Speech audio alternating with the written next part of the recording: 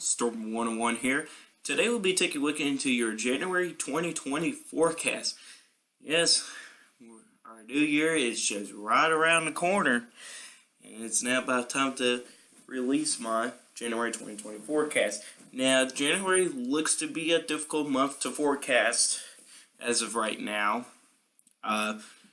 So my confidence on this forecast is probably going to be about 40 to 50% on this here. So not a lot of confidence on this forecast here, but I'll tell you this, looks to be a zonal flow, and I'll show you guys the effects of a zonal flow in just a moment. But first, let's take a look into my temperature forecast here.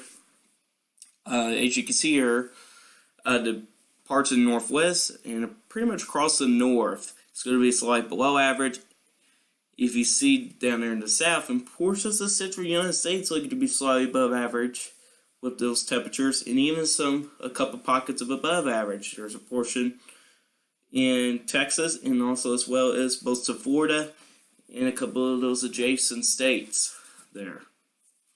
In between that, that's equal chances. What that means is, you could say it's average, or you could say you can get some cold weather at times, or you can get some warm weather. Kind of like a flip-flop pattern there with warm and cold, something like that. And I'll kind of zoom in here. I did not do that. Give you all a pretty good view. In here is what I'm talking about here with those pockets above average temperatures there.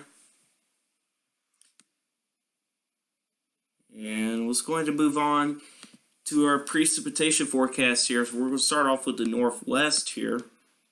As you can see here, for most of the northwest, it's looking to be slightly above average. And it does also cover most of the Rocky Mountains as well. That's where we can see a few systems that come onto shore there. May be able to make it through the mountains there.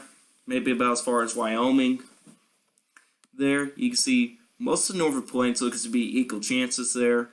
Even for portions of the west could be equal chances, but the southwest into the central United States could be slightly below average with those for the precipitation. Most of the Great Lakes looks to be slightly above average.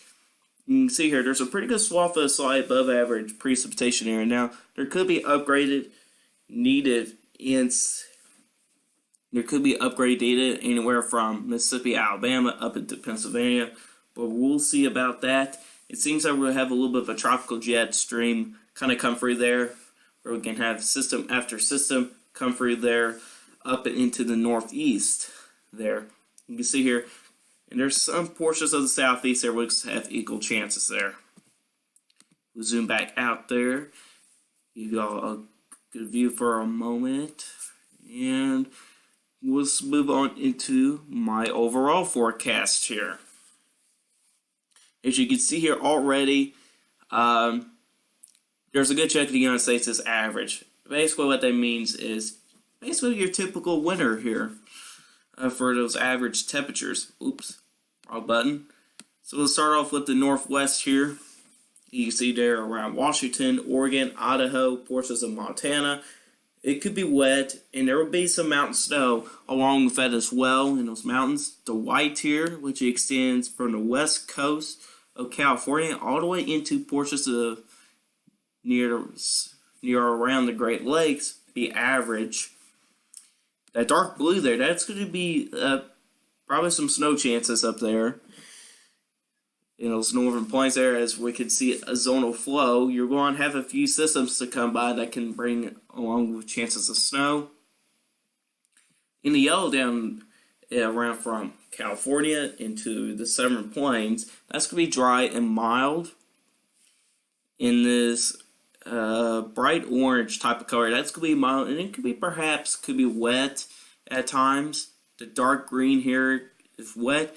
The red here for the deep south, that's going to be for chances of severe weather there. As we can see, some systems that kind of go by, kind of following along the Mississippi River, then moves northeast there into the green there. It's where we can see some severe weather chances there. This orange here is going to be mild for the most part. the pink up here, that's going to be for some winter storm chances. That's where I'm kind of looking for some winter storm chances, as those systems may be able to get onto the coast and bring in some snow up there.